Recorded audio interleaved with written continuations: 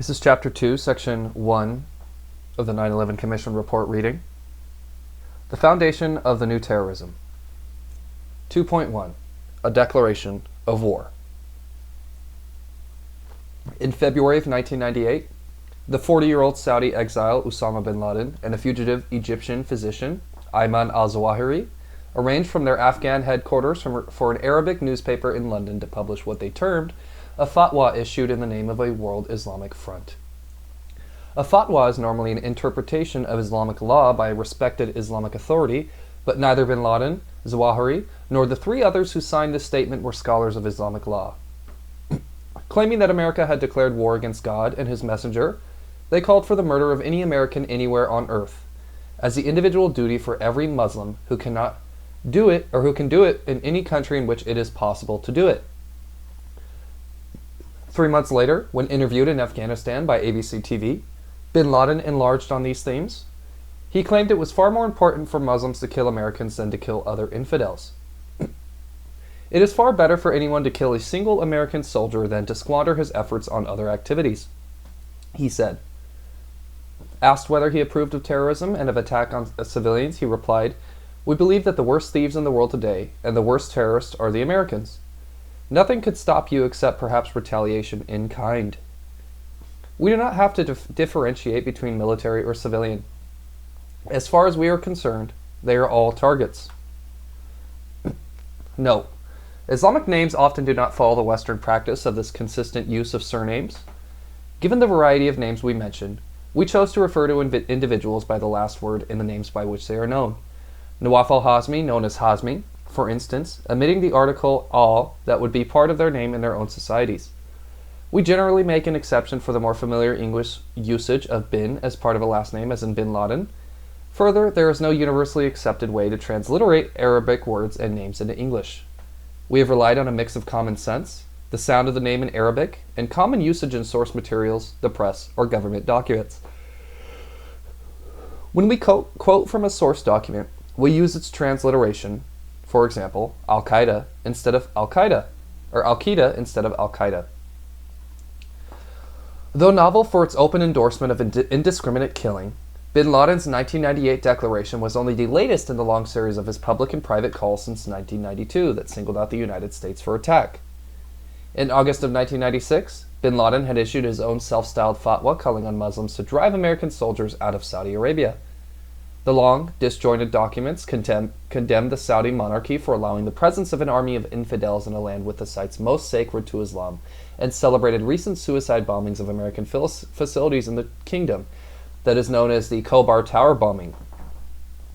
It praised the 1983 suicide bombing in Beirut that killed 241 U.S. Marines, the 1992 bombing in Aden, and especially the 1993 firefight in Somalia, after which the United States left the area carrying disappointment, humiliation, defeat, and you're dead with you.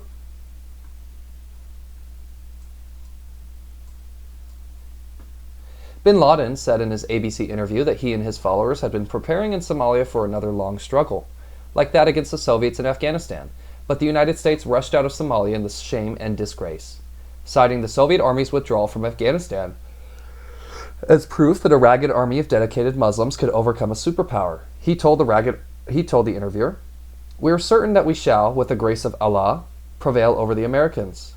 He went on to warn that, if the present injustice continues, it will inevitably move the battle to American soil.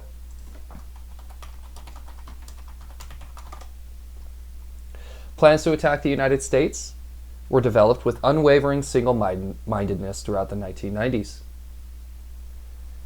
Bin Laden saw himself as called to follow in the footsteps of the messenger and to communicate his messages to all nations, and to serve as a rallying point and organizer of a new kind of war to destroy America and bring the world to Islam. Section 2.2.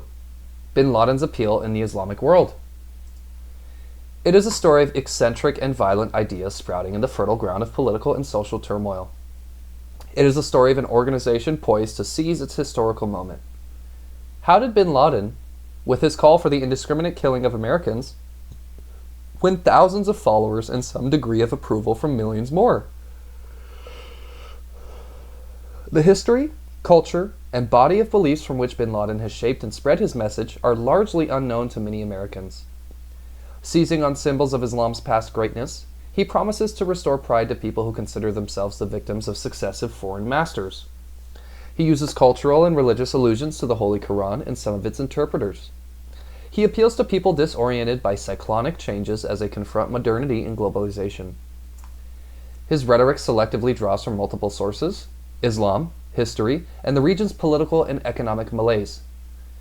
He also stresses grievances against the United States, widely shared in the Muslim world. He inveighed against the presence of U.S. troops in Saudi Arabia, the home of Islam's holiest sites. He spoke of the suffering of the Iraqi people as a result of the sanctions imposed after the Gulf War, and he protested U.S. support of Israel. Islam. Islam, a word that literally means surrender to the will of God, arose in Arabia with what Muslims believe are a series of revelations to the Prophet Muhammad from the one and only God, the God of Abraham and of Jesus. These revelations conveyed by the angel Gabriel are recorded in the Quran. Muslims believe that these revelations, given to the greatest and the last chain of the prophets stretching from Abraham through Jesus, complete God's message to humanity. The Hadith, which recount Muhammad's sayings and deeds as recorded by his contemporaries, are another fundamental source. A third key element is the Sharia, the code of law derived from the Quran and Hadith. Islam is divided into two main branches, Sunni and Shia. Soon after the Prophet's death, the question of choosing a new leader, or caliph, for the Muslim community, or Ummah, arose. Initially, his successors could be drawn from the Prophet's contemporaries, but with time this was no longer possible.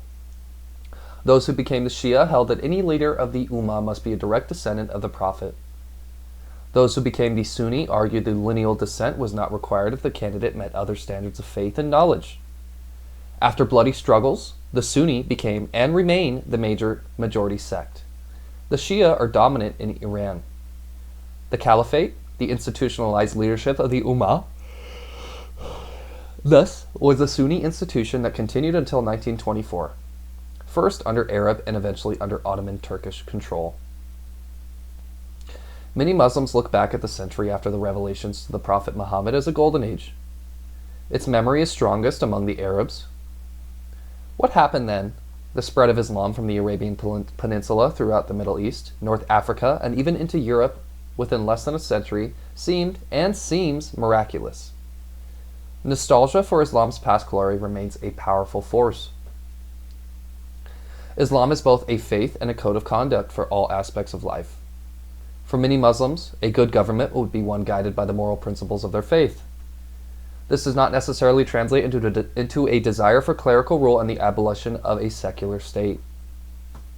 It does mean that some Muslims tend to be uncomfortable with distinctions between religion and state, though Muslim rulers throughout history have readily separated the two. To extremists, however, such divisions, as well as the existence of parliaments and legislation, only prove these rulers to be false Muslims, usurping God's authority over all aspects of life. Periodically, the Islamic world has seen surges of what, for want of a better term, is often labeled fundamentalism.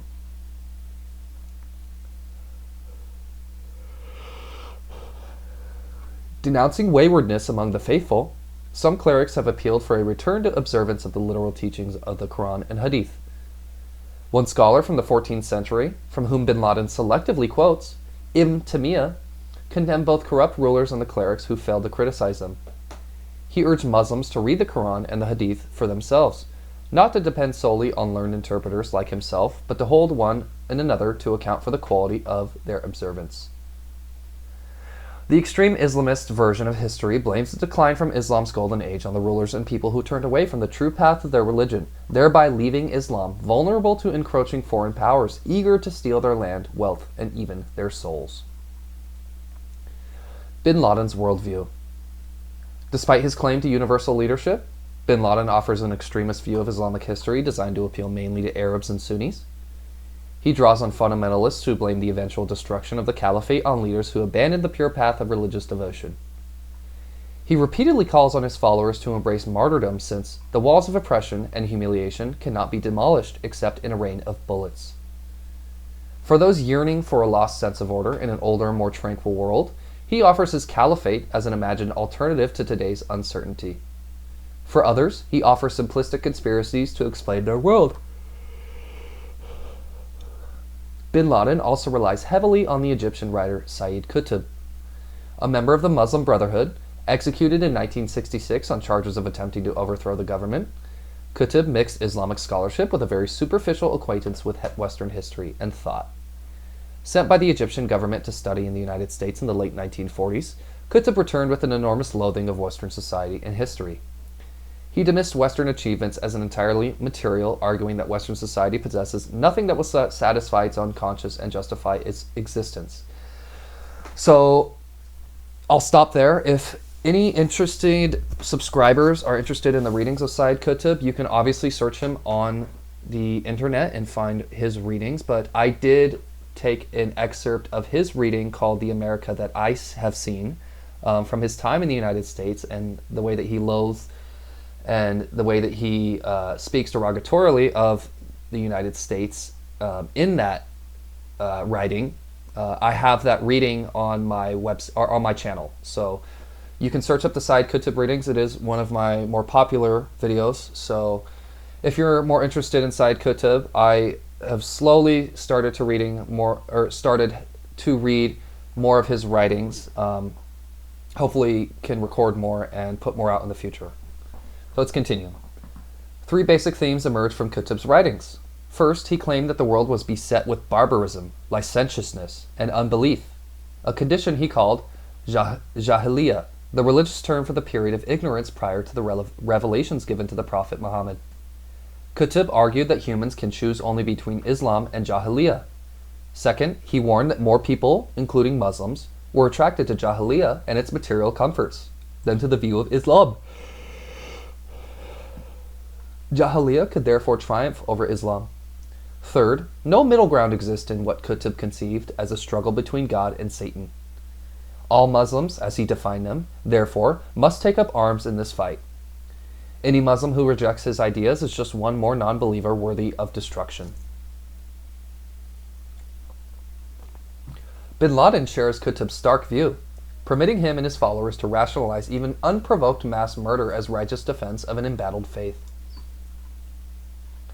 Many Americans have wondered, why do they hate us?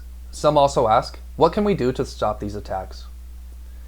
Bin Laden and Al-Qaeda have given answers to both these questions. To the first, they say that America had attacked Islam. America is responsible for all conflicts involving Muslims. Thus, Americans are blamed when Israelis fight with Palestinians, when Russians fight with Chechens, when Indians fight with Kashmiri Muslims, and when the Philippine government fights ethnic Muslims in its southern islands. America is also held responsible for the governments of Muslim countries, derided by Al-Qaeda as your agents. Bin Laden has stated flatly, our fight against these governments is not separate from our fight against you. These charges found a ready audience among millions of Arabs and Muslims angry at the United States because of issues ranging from Iraq to Palestine to America's support for their country's repressive rulers.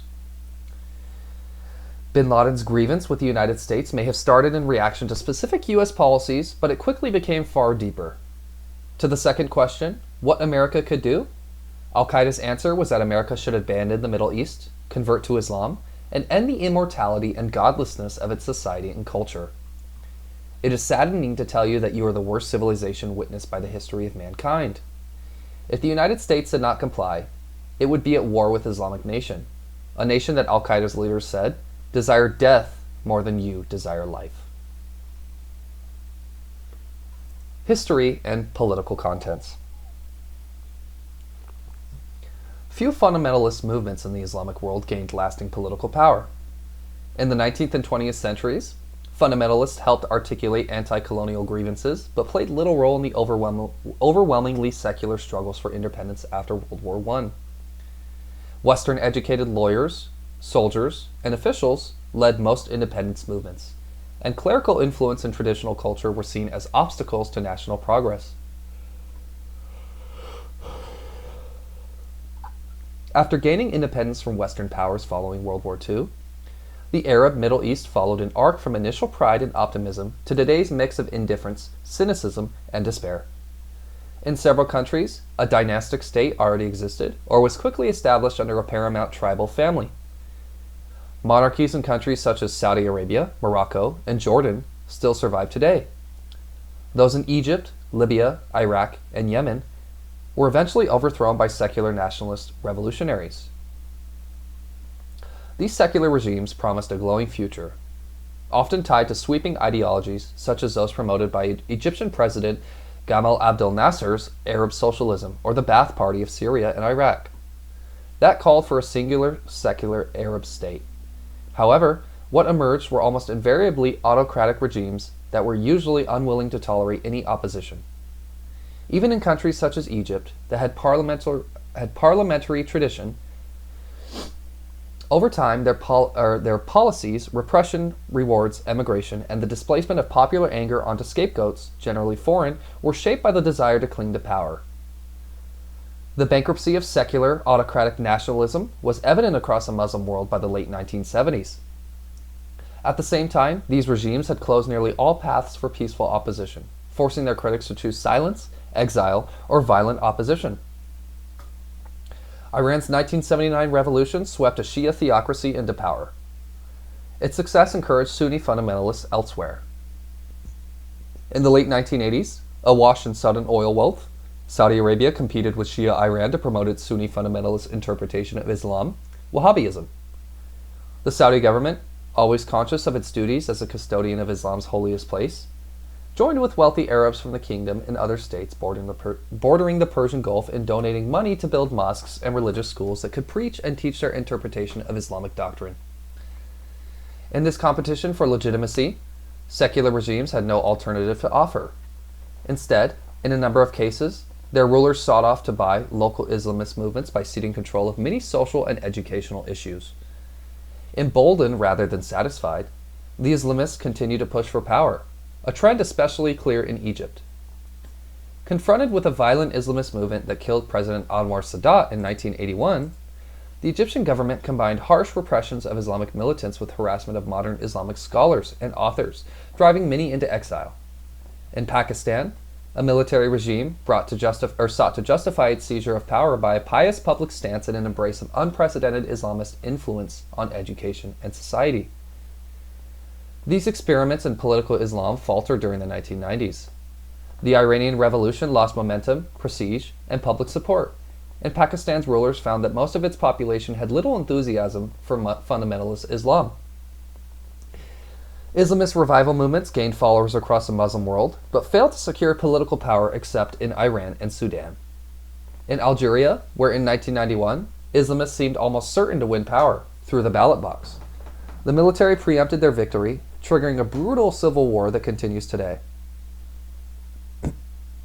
Opponents of today's rulers have few, if any, ways to participate in the existing political system. They are, thus, a ready audience for calls to Muslims to purify their society, reject unwelcome modernization, and adhere strictly to the Sharia. Social and economic malaise. In the 1970s and early 1980s, an unprecedented flood of wealth led to the then largely unmodernized oil states to attempt to shortcut decades of development. They funded huge infrastructure projects, vastly expanded education, and created subsidized social welfare programs. These programs established a widespread feeling of entitlement without a corresponding sense of social obligations. By the late 1980s, diminishing oil revenues, the economic drain from many unprofitable development projects, and population growth made these entitlement programs unsustainable. The resulting cutbacks created enormous resentment among recipients who had come to see government largesses as their right. This resentment was further stoked by public understanding of how much oil income had gone straight into the pockets of the rulers, their friends, and their helpers. Unlike the oil states, or Afghanistan, where real economic development has barely begun, the other Arab nations and Pakistan once had seemed headed toward balanced modernization. The established commercial, financial, and industrial sectors in these states, supported by an entrepreneurial spirit and widespread understanding of a free enterprise, augured well. But unprofitable heavy industry, state monopolies, and opaque bureaucracies slowly stifled growth. More importantly, these state-centered regimes placed their highest priority on preserving the elite's grip on national wealth. Unwilling to foster dynamic economies that could create jobs attractive to educated young men, the countries became economically stagnant and reliable on the safety valve of worker emigration, either to the Arab oil states or to the West. Furthermore, the repression and isolation of women in many Muslim countries have not only seriously limited individual opportunity, but also crippled overall economic productivity. By the 1990s, high birth rates and declining rates of infant mortality had produced a common problem throughout the Muslim world: a large, steadily increasing population of young men without any reasonable expectation of suitable or steady employment. A sure prescription for social turbulence. Many of these young men, such as the enormous number trained only in religious schools, lacked the skills needed by their society. Former acquired valuable skills but lived in stagnant economies that could not generate satisfying jobs. Millions pursuing secular as well as religious studies were products of educational systems that generally devoted little, if any, attention to the rest of the world's thought, history, and culture. The secular education reflected a strong cultural preference for technical fields over the humanities and social sciences. Many of these young men, even if able to study abroad, lacked the perspective and skills needed to understand a different culture. Frustrated in their search for a decent living, unable to benefit from an education often obtained at the cost of great family sacrifice, and blocked from starting families of their own, some of these young men were easy targets for radicalization. Bin Laden's historical opportunity. Most Muslims prefer a peaceful and inclusive vision of their faith, not the violent sectarianism of Bin Laden. Among Arabs, Bin Laden's followers are commonly nicknamed takfiri, or those who define other Muslims as unbelievers, because of their readiness to demonize and murder those with whom they disagree. Beyond the theology lies the simple human fact that most Muslims, like most other human beings, are repelled by mass murder and barbarism, whatever their justification. All Americans must recognize that the face of terror is not the true face of Islam, President Bush observed. Islam is a faith that brings comfort to 1 billion people around the world. It's a faith that has made brothers and sisters of every race. It's a faith based upon love, not hate. Yet as political, social, and economic problems created flammable societies, Bin Laden used Islam's most extreme fundamentalist traditions as his match. All these elements, including religion, combine in an explosive compound. Other extremists had and have followings of their own, but in appealing to societies full of discontent, Bin Laden remained credible as other leaders and symbols faded. He could stand as a symbol of resistance. Above all, resistance to the West and to America. He could present himself and his allies as victorious warriors in the once great successful experience for Islamic militancy in the 1980s, the Afghan Jihad against the Soviet occupation. By 1998, Bin Laden had a distinctive appeal as he focused on attacking America. He argued that other extremists who aimed at local rulers or Israel did not go far enough. They had not taken on what he called the head of the snake. Finally, Bin Laden had another disadvantage: a substantial worldwide organization. By the time he issued his February 1998 declaration of war, Bin Laden had nurtured the organization for nearly 10 years. He could attract, train, and use recruits for ever more ambitious attacks, rallying new adherents with each demonstration that his was the movement of the future.